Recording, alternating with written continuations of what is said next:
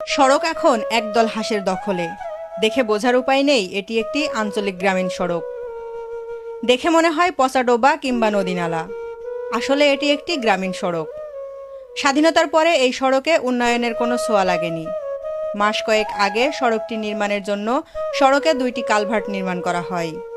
এরপর বিপদ আরও বেড়েছে এই সড়ক ব্যবহারকারীদের।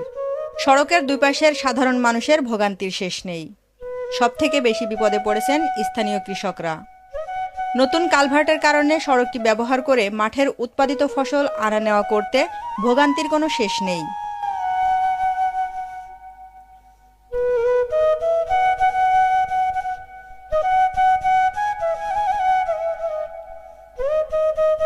স্থানীয়দের দাবি, অতি দ্রুত সড়কটি নির্মাণের কাজ শেষ করলে ভোগান্তি থেকে মুক্তি পাবে কয়েকশো কৃষক ও শতাধিক স্থানীয় বাসিন্দারা। মহাভোগান্তির এই সড়কের দেখা মিলেছে ঝিনাইদহের শৈলকুপা উপজেলার ব্রাহিমপুর গ্রামে। ওই গ্রামের বিশ্বাসপাড়া থেকে মাঠে যাওয়ার সড়ক এটি। মাঠে যাওয়ার সড়ক হলেও সড়কটি অত্যন্ত প্রয়োজনীয়। এই অন্তর্বর্তী সরকারের সময় এই রাস্তাটা বাজেট হয়েছে। অন্তর্বর্তী সরকারের সময় এই রাস্তাটা বাজেট হয়েছে। কন্ট্রাক্টর এই কালভার্টটা দিয়ে রেখেছে। আমরা হাবুডুবু খেয়ে এই ধান পাট এই রাস্তা দিয়েই উঠোই কাদার ভিতর দিয়ে।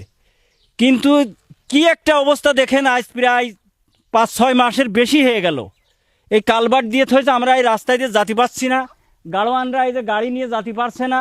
মানুষের মানে বাড়ির খোলাট বলে সেই খোলাট দিয়ে গাড়ি আসা যাওয়া করছে।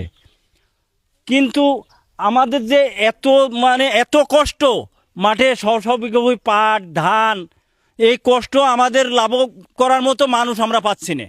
আমরা গ্রামের কৃষক, আমরা খুব দুর্দিনে আছি।